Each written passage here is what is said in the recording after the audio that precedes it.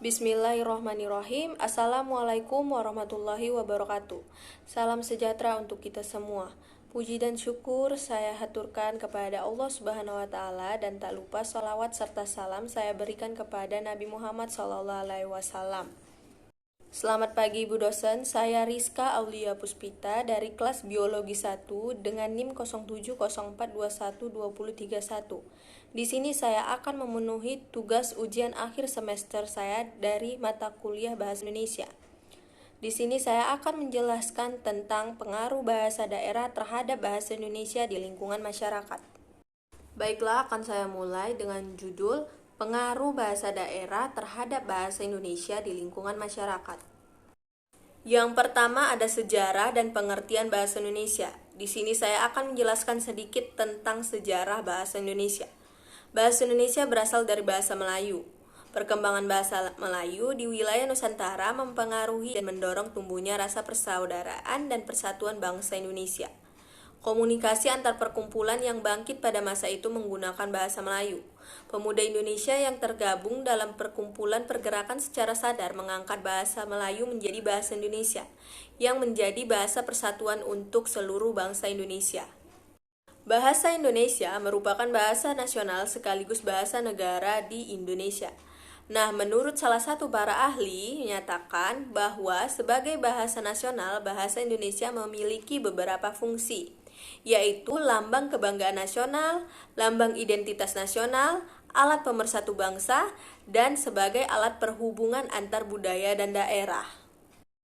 Yang kedua ada pengertian bahasa daerah. Bahasa daerah merupakan salah satu bahasa yang sangat penting dalam eksistensinya. Bahasa daerah pada dasarnya adalah bahasa pertama atau yang dinamakan dengan bahasa ibu. Bahasa daerah adalah suatu bahasa yang berasal dari suatu wilayah yang berada dalam sebuah negara kebangsaan seperti di daerah kecil, bagian provinsi, atau daerah yang lebih luas. Keberadaan sebuah bahasa lokal atau bahasa daerah sangat erat dengan eksistensinya suku bangsa yang melahirkan dan menggunakan bahasa tersebut. Ketiga, kedudukan dan fungsi bahasa Indonesia. Bahasa Indonesia memiliki kedudukan yang sangat penting yang tercantum di dalam Ikrar Ketiga Sumpah Pemuda dengan bunyi, "Kami putra dan putri Indonesia mengaku bertumpah darah yang satu tanah air Indonesia. Kami putra dan putri Indonesia mengaku berbangsa yang satu bangsa Indonesia. Kami putra dan putri Indonesia menjunjung bahasa persatuan bahasa Indonesia." Kedudukan bahasa Indonesia dibagi menjadi dua. Yang pertama bahasa nasional dan yang kedua bahasa negara. Saya akan jelaskan yang pertama ada bahasa nasional. Pada tanggal 25 sampai 28 Februari tahun 1975 menegaskan bahwa dalam kedudukannya sebagai bahasa nasional, bahasa Indonesia memiliki beberapa fungsi, yaitu ada pertama adalah lambang kebanggaan nasional. Dengan bahasa nasionalnya, bangsa Indonesia menyatakan harga diri dan nilai-nilai budaya yang dijadikan pegangan hidup. Atas dasar pegangan ini, bahasa Indonesia perlu kita pelihara dan kita kembangkan pemakaiannya. Yang kedua, lambang identitas nasional. Bahasa Indonesia dapat mengetahui identitas seseorang, yaitu sifat, tingkah laku, dan watak sebagai bangsa Indonesia. Oleh sebab itu, kita harus menjaganya, jangan sampai bahasa Indonesia tidak menunjukkan gambaran bangsa Indonesia yang sebenarnya dan bebas dari unsur-unsur bahasa lain, terutama bahasa asing. Yang ketiga, ada fungsi alat pemersatu berbagai suku bangsa. Sebagai alat yang memungkinkan penyatuan berbagai suku bangsa dengan latar belakang sosial, budaya, dan bahasa yang berbeda ke dalam satu kesatuan yang bulat. Bahasa Indonesia memungkinkan berbagai suku bangsa itu mencapai keserasian hidup sebagai bangsa yang bersatu dengan tidak perlu meninggalkan identitas suku dan kesetiaan kepada nilai-nilai sosial budaya, serta latar belakang bahasa daerah yang bersangkutan. Fungsi yang terakhir ada alat penghubung antar budaya dan antar daerah. Bagi pemerintah, segala kebijakan dan strategi yang berhubungan dengan ideologi, politik, ekonomi, sosial, budaya, pertahanan, dan keamanan akan mudah diinformasikan kepada warga. Nah, tadi kan kedudukan bahasa Indonesia dibagi menjadi dua, yaitu bahasa nasional dan bahasa negara. Di sini saya akan menjelaskan yang bahasa negara. Bahasa negara memiliki fungsi. Yang pertama ada bahasa resmi kenegaraan. Bukti bahwa bahasa Indonesia sebagai bahasa resmi kenegaraan adalah digunakannya bahasa Indonesia dalam naskah proklamasi kemerdekaan Republik Indonesia pada tahun 1945. Fungsi yang kedua ada bahasa pengantar dalam dunia. Pendidikan bahasa Indonesia dipakai sebagai bahasa pengantar di lembaga-lembaga pendidikan baik formal maupun non-formal, mulai dari taman kanak-kanak sampai dengan perguruan tinggi. Untuk memperlancar kegiatan belajar mengajar, materi pelajaran yang berbentuk media cetak hendaknya juga berbahasa Indonesia. Hal ini dapat dilakukan menerjemahkan buku-buku yang ada berbahasa asing. Apabila hal ini dilakukan, sangat membantu peningkatan perkembangan bahasa.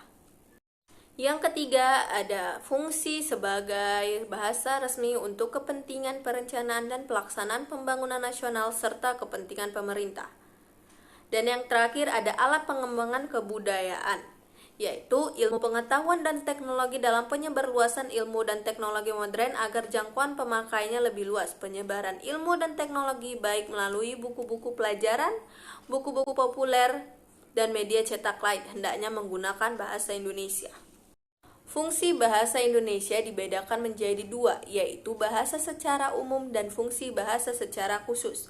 Fungsi bahasa secara umum yaitu sebagai alat untuk mengungkapkan perasaan, mengungkapkan gambaran, maksud, suatu gagasan dan perasaan. Melalui bahasa kita dapat menyatakan secara terbuka segala sesuatu yang tersirat di dalam hati.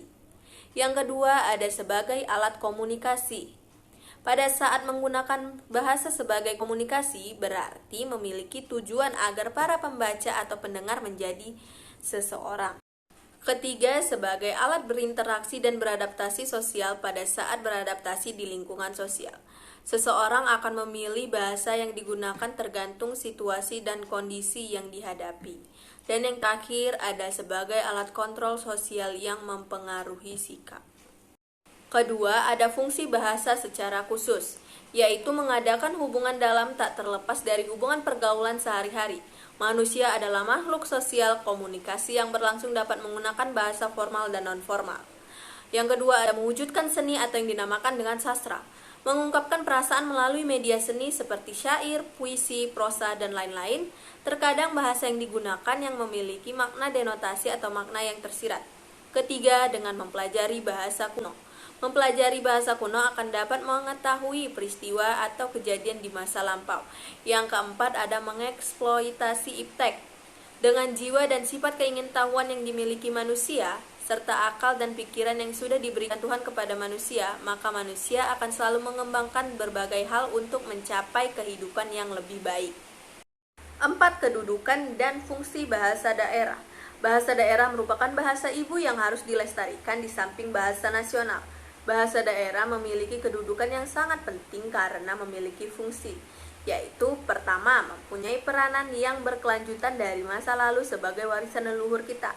Kedua, sebagai sumber khasana dan sumber gagasan atau konsep untuk memperkaya bahasa kesatuan nasional, yaitu bahasa Indonesia. Ketiga, sebagai penanda atau identitas kedaerahan karena salah satu unsur penanda jati diri yang paling kelihatan adalah bahasa. Keempat, fungsi komunikasi antara individu dengan individu lain dalam satu wilayah yang sama. Dan yang terakhir adalah fungsi seremonial dalam hal tertentu seperti upacara adat. 5. Dampak yang terjadi kepada bahasa daerah terhadap bahasa Indonesia. Perlu kita ketahui bahwa saat kita menggunakan bahasa daerah di lingkungan sekitar kita, banyak masyarakat yang tidak tahu dari pengaruh positif dan negatif bahasa daerah yang kita gunakan terhadap bahasa Indonesia. Ada dua pengaruh atau penggunaan dampak dari penggunaan bahasa daerah terhadap bahasa Indonesia, yaitu dampak positif dan dampak negatif. Dampak positif dari bahasa daerah adalah yang pertama, bahasa daerah memiliki banyak kosakata. Kedua, bahasa daerah dapat diartikan sebagai kekayaan budaya bangsa Indonesia.